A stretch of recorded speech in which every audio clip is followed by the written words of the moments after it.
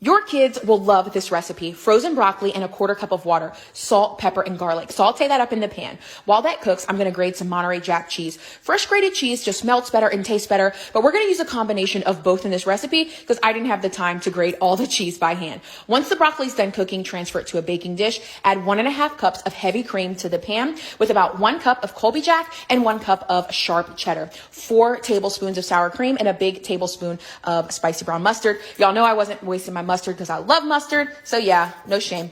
I used 1 tablespoon of garlic powder, 2 tablespoons of Italian seasoning, and a teaspoon of white pepper. Mix that all together. Let it melt up. This looks delicious. You can put this on anything, but tonight we're putting it on broccoli. We're going to pour this down over our broccoli, and then we're going to top it with the fresh grated Monterey Jack cheese. Again, you can use any type of cheese you want. This is just what we had. I'm going to put this in the oven at 350 for about 25 minutes, just so everything can melt together. If you make this, be sure to tag us.